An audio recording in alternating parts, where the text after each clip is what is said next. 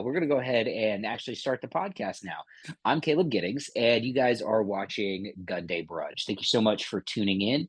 As usual, Gunday Brunch is brought to you by Taurus USA and Guns.com. If you're looking for information on affordable firearms for personal protection and home defense, go ahead and head to TaurusUSA.com.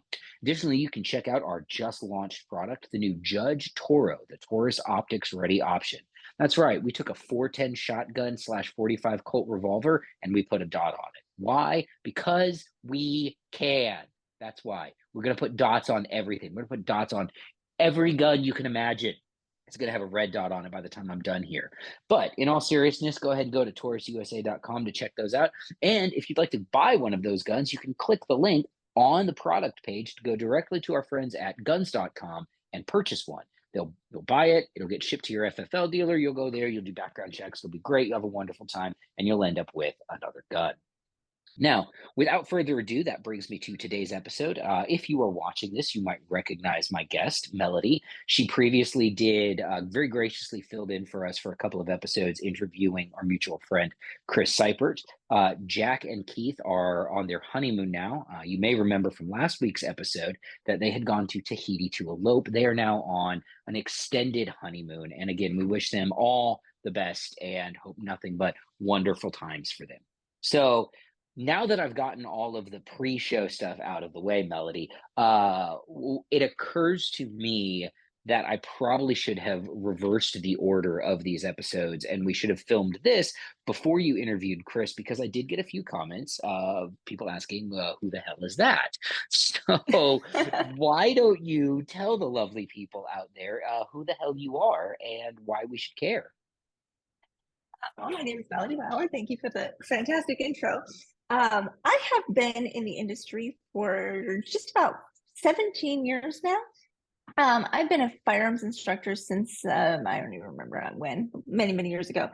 But I am the owner of Citizens Defense Research, which is a training company that travels nationally to teach things like, concealed carry skills for parents, as well as a technical handgun. I've got a couple of people working for me, including Chris, who was in the interview of the last 2 weeks.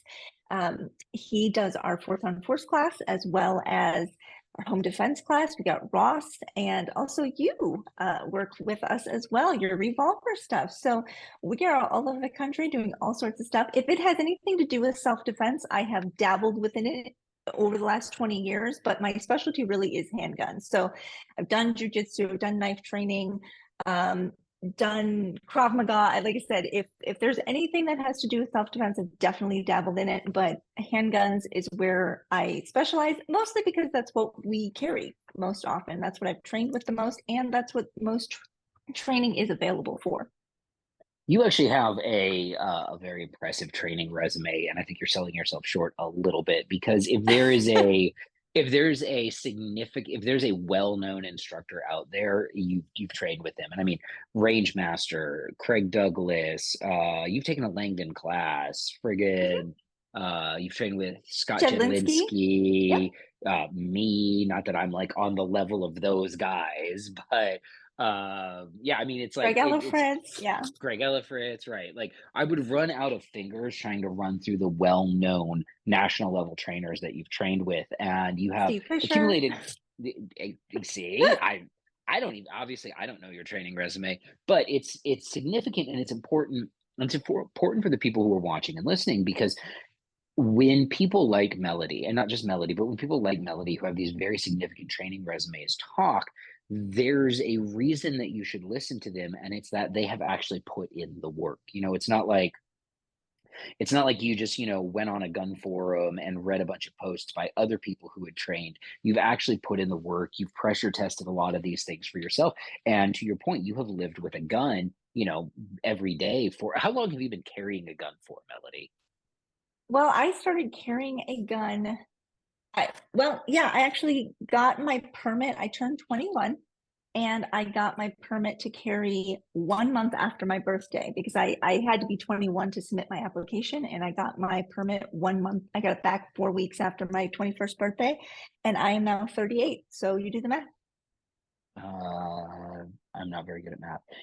And so for. I'm really not. It's one of those sad things. Now, for the people out there who are listening, before we get into the meat of this episode, I'm going to embarrass you a little bit. What was your first carry gun again? Oh, no, this is great because I actually really like talking about this because Okay. it was the best mistake I ever made. And it was such a terrible mistake. It was a Kimber Ultra Carry Oh, stainless, a Kimber Ultra Carry stainless in 40 Smith and Wesson. it It was a was 40. It wasn't even a it was a 45. 40. It wasn't a 45, and it was the worst gun ever. It was So terrible. It was awful. not only was it light, it had Hmm. tremendous recoil, Oh, it was uh, and, awful. and it didn't work because it was a 40 No, ultra carry. you could not get 2 rounds to that gun without it malfunctioning. Oh my goodness, that is It was actually awful. because I know we've talked about this in the past before. A little bit of backstory. Melody and I I've been aware of Melody online for about a decade, and we've been like personal friends for again almost as long. And we've talked about your terrible guns before. But in my head, I thought it was a 45 because No. that at least would have maybe run. But good Lord, an ultra carry 40. So Yeah. what's So that's a funny terrible is gun. I've actually had so I have had a total of 4 Kimbers. Half of them, 50%, like literally 50% of them were absolute garbage, and 50% of them were perfect. Like they ran like freaking clockwork. But the ones that worked really well were in 45. That is a key. And all of them were pre-series twos, the ones that Mm. worked really well. And I've actually had a lot of Kimbers that were pre-series two that worked. I mean, like they've gone through my hands, right? Or I've, I used to work in gun stores and gun ranges as well. So I used to be responsible for cleaning and testing all the range guns, so the rentals. And so I've spent a lot of time with pretty much any gun that you can think of that's on the market. And pre-series two Kimbers were awesome, but the Yeah. series two and beyond. But the reason why that Kimber, despite the fact that it was an absolute piece of crap, was that it was such a learning experience for me. The thing that I loved about it the most was it was my decision. I picked that gun. Mm. And I went the day I got it to the range to test it.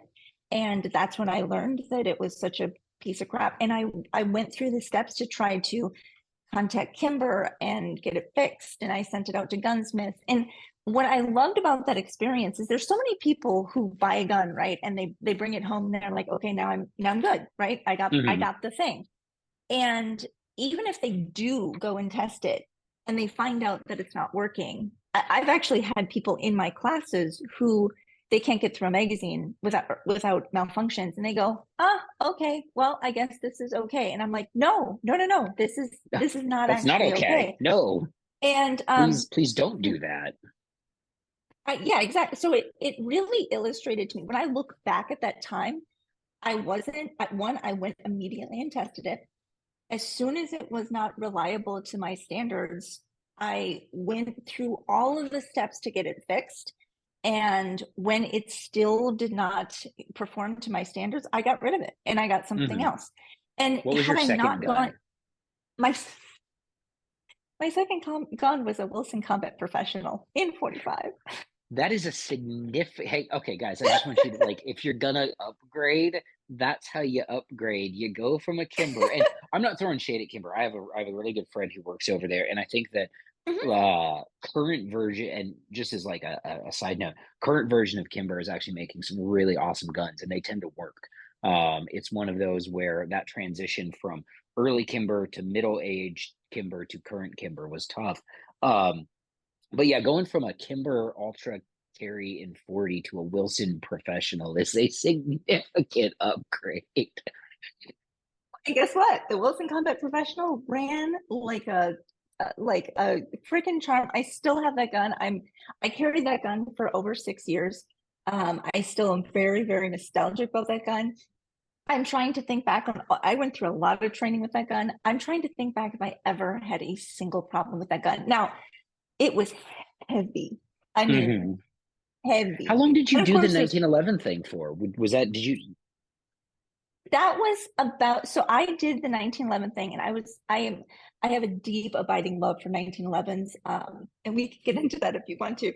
But 1911s were the gun that I learned on. That was the first gun that I ever bought. That was actually the first gun that I ever shot when I was little, like when I was a kid, was a 1911. So there's a lot of Hmm. nostalgia there as well. And really, the only thing that took me away from 1911s was when I had kids and I started training more one-handed. I just did not have the recoil control with one hand that I did with two hands. So, I mean, I was fine with two hands with a 45, but when I started shooting one-handed, I was like, I just don't have the recoil control I would like. So I went to a 9mm Glock, and I have stayed on the Glock platform since then. I'm not really like, I'm not one of those people who gets the new gun. Like I'm not, Right. I don't chase different guns. Now I've chased different, and I say chased. I've transitioned from like irons to a dot. I've had different Glocks. I have a Glock 17 that has a grip chopped to a 19 grip length, and that's like basically I carried that for a while. It has a red dot, it has a weapon mounted light, it has I know all a the lot of people fixins who have on tried it. to steal that gun from you. I mean, it's a bore sight. All of my Glocks are bore sight modified. So I've got, the 48, that's what I'm carrying right now. It's a bore sight modified 48 with a red dot, with a Holosun red dot on it. So I've gone through a series of Glocks since I switched to Glocks from 1911s, but I've not gone through like, oh no, I'm gonna try HK. No, I'm gonna try. No, I have. There have been times like when I was pregnant or something, or if I'm wearing a cocktail dress, or I'm doing, I will wear guns that fit those environments. Like I did carry a revolver for a while when I was pregnant because I could carry that more easily in a shoulder holster. I have a little teeny tiny Keltec that is my basically my bra gun, my cocktail dress gun. That's what I will put on if I'm, wearing a dress that you don't get to, there's not many secrets in.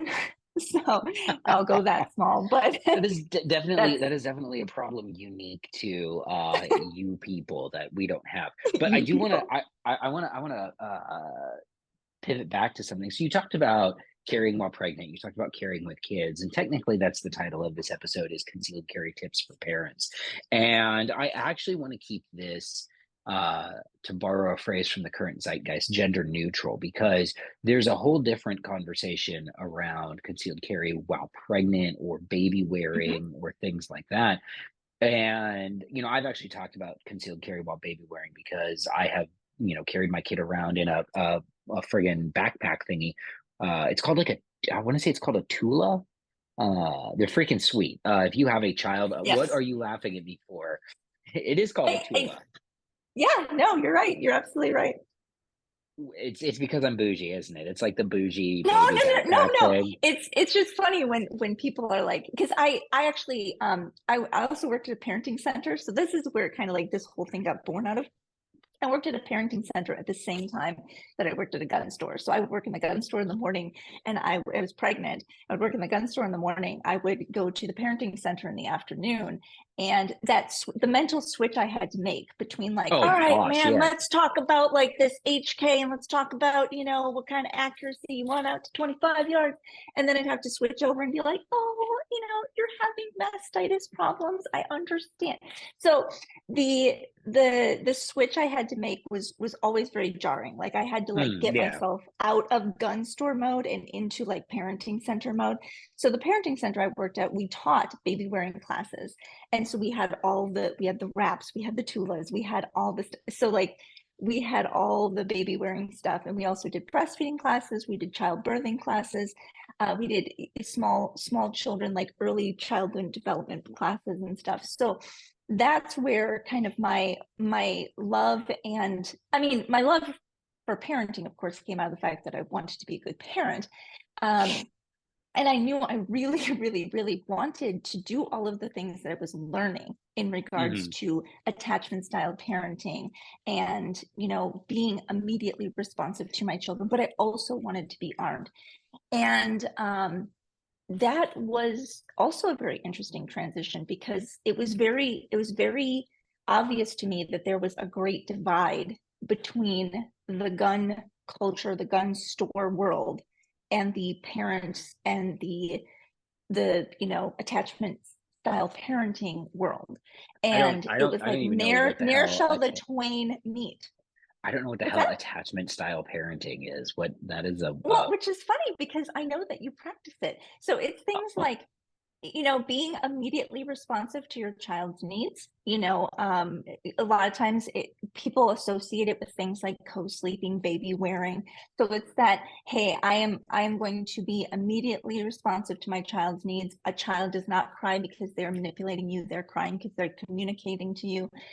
It's just a way of responding to your hmm. child in a way that is immediately responsive and supportive instead of shaming, like, why are you crying? Put them in their own room. If they're crying too much, they're manipulating you. Put them in their own room until they stop crying, that kind of stuff, which we have. I mean, we have eons of data now that suggests that people who are more responsive to their child have children that develop what's called a secure attachment, which, if you're at all into psychology at all, you have heard about things like secure attachment, insecure attachments, avoidant attachment styles, preoccupied attachment styles. And it turns out that kids who have their needs met and have loving, attentive parents usually end up with a little bit more secure attachments than kids who are left to cry it out.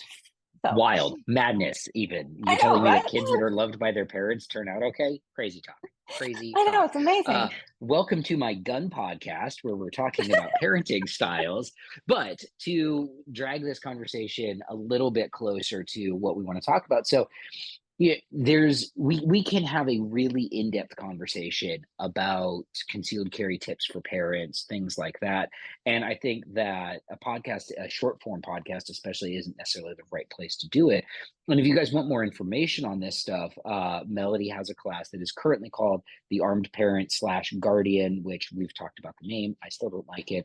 But what it boils down to essentially is a concealed carry for parents, or a concealed carry for people who are responsible for another human being, and especially a human being that may not be willing or capable of defending itself.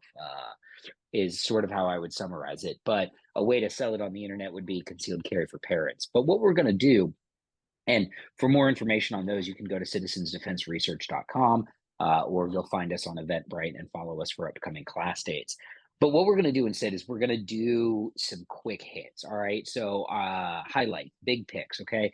We're going to run through some topics and I want to get your thoughts on them, and kind of I want people, especially, there's a lot of people out there, myself included, dads and moms, who we carried a gun before we had kids, and now we're still carrying guns, and we have had to make adjustments to how we carry a gun, to, in some cases, the type of guns that we carry, things like that. I found that having a child actually made me move away from AIWB carry all the time, because my kid likes to, even when he's not in a carrier or something like that, he likes to be held on the front of my body. And that is an extremely difficult spot, try to clear a concealment garment with a 35-pound child and access a gun. Whereas carrying a gun in traditional strong side IWB or OWB, I can still very easily access my gun from that position, strong hand only, without having to worry about some of the other factors. So that's just an example of how things work. But all right, so topic number one, give me your thoughts on, and this is my favorite one, off body carry, because Ooh, this is applicable yeah. for both. This is applicable, and dads, before you freaking tune out to this, I have gone places with my son and had a backpack or a diaper bag or something like that, and I'm like, Mhm. could I put a gun in here? And I'm like, I could, but here's why I don't put a gun in a diaper bag. Yeah. And this is something that it's really easy for me to get really passionate about it because I have done this. I've done actual real studies on how to do this safely around kids. And the bottom line is, and this is not me just trying to be hyperbolic, the bottom line is I believe that carrying a gun in a bag around children is negligent. I just do. And the evidence that I have been able to come up with supports that. Um, if you are around children, the most responsible place for you to have your gun is on your body or locked in a safe. And there's really not a good place in between. Now, does that mean that you should never carry off body? No. I think that there are times that you can safely carry off body. If it's going to be for a short period of time and you're going someplace where it's not expected that there's going to be children present, if you're going out with your husband to a nice dinner for a couple of hours and you're, in a beautiful cocktail dress and you just want to have your gun in your purse or something like that, fine, no problem with that. But if that is your primary mode of carry and it is around children, I'm a big believer that it's negligent.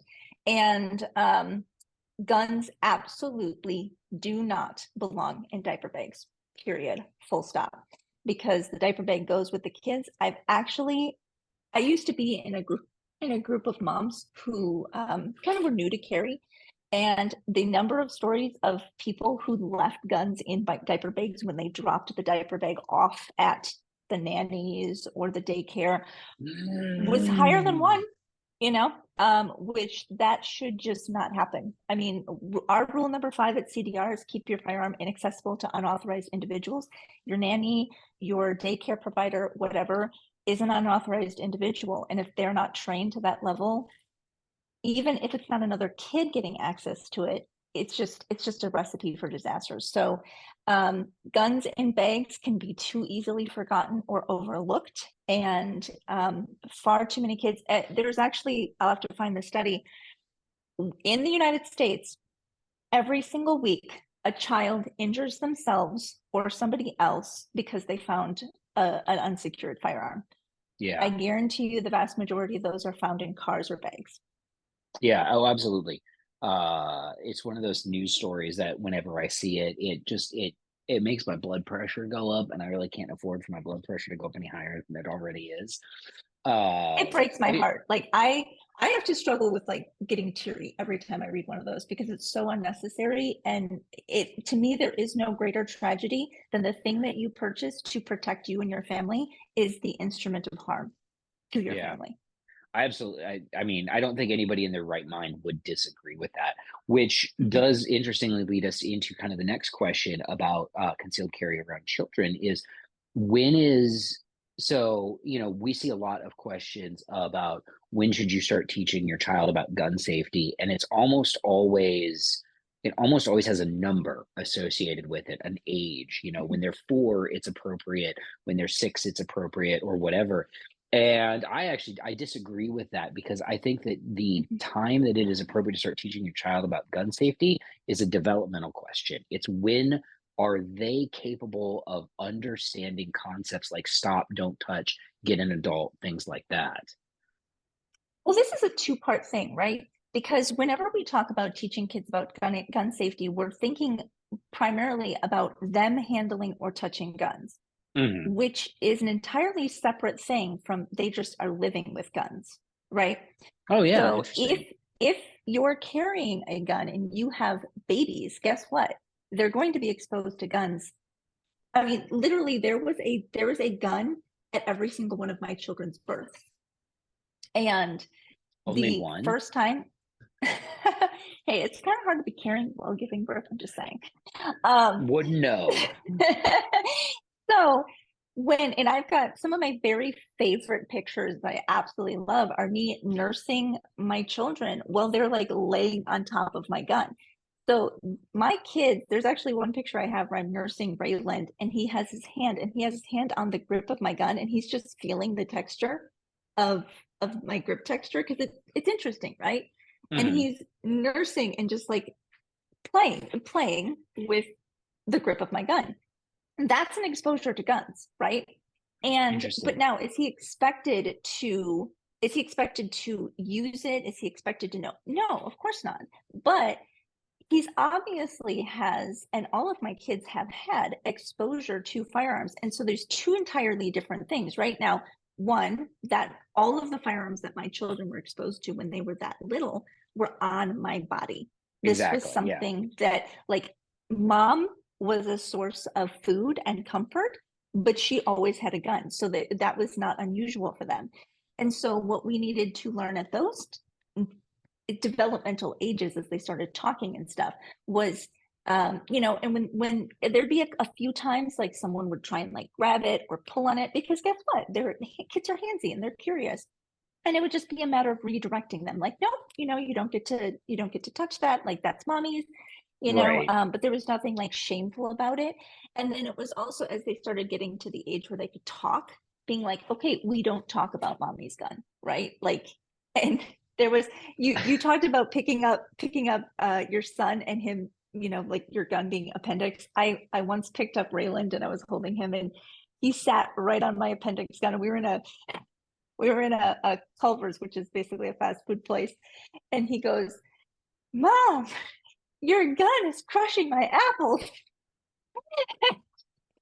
So we're in the middle of this like lobby, and and I'm like, "Oh, that's hilarious," Good But it job, was just kid.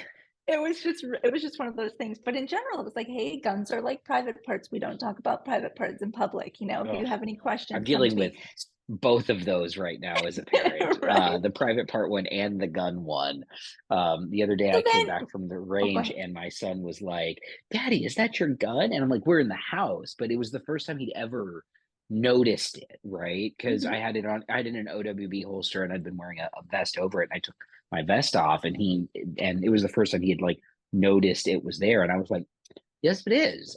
We need to figure out a strategy for dealing with this because I don't want to be like out in public and have him be like, "Daddy, do you have your gun?" No, gee, shut the heck, lower your voice. And Now, that is like we had those conversations with like I actually got shamed by my daughter for carrying a little gun once, which was kind of funny.